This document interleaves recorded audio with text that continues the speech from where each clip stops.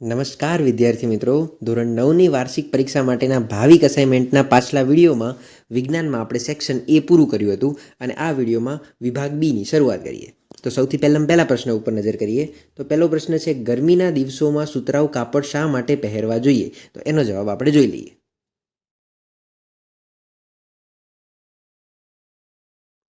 આગળનો બીજો પ્રશ્ન છે, આપણને અત્તરની સુગંધ ઘણા લાંબા અંતર સુધી આવે છે, કારણ આપો.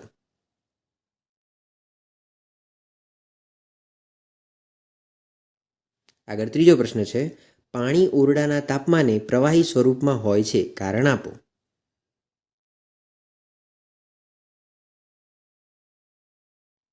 આગળ ચોથો પ્રશ્ન જોઈએ. તો આપેલો છે, પ્રવાહી અવસ્થાની 4 લાક્ષણિકતાઓ લખો.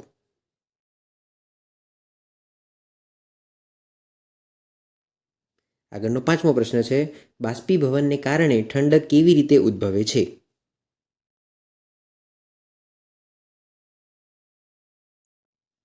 આગળ છઠ્ઠો પ્રશ્ન છે, ચા બનાવવા માટે તમે કયા પગલાં લેશો? દ્રાવણ, દ્રાવક, દ્રાવ્ય, ઓગળવું, સુદ્રાવ્ય વગેરે જેવા શબ્દોનો ઉપયોગ કરવાનો છે.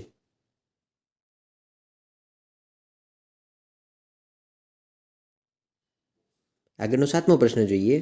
નીચે દર્શાવેલ દરેકને સમાંગ કે વિષમાંગ મિશ્રણમાં વર્ગીકૃત કરો.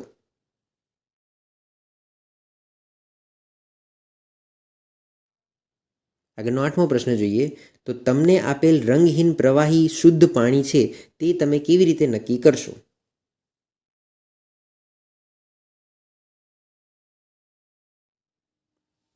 આગળનો નવમો પ્રશ્ન જોઈએ.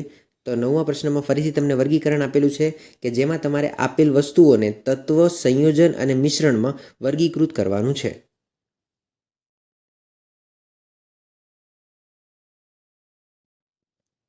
આગળનો 10મો પ્રશ્ન છે, તફાવત આપો મિશ્રણ અને સંયોજન.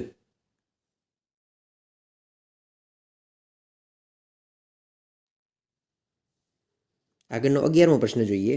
તો તમને આપેલો છે, નિલંબિત દ્રાવણની 2 લાક્ષણિકતા જણાવો.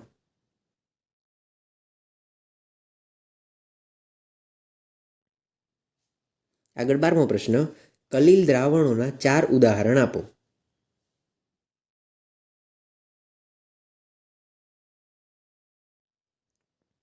આગળનો 13મો પ્રશ્ન છે, દ્રાવણ શું છે? ઉદાહરણ આપો.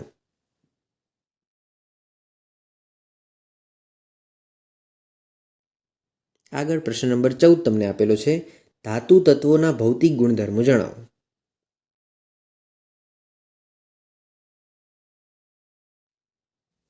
અને આગળનો પ્રશ્ન નંબર 15, અધાતુ તત્વોના 4 ઉદાહરણ આપો.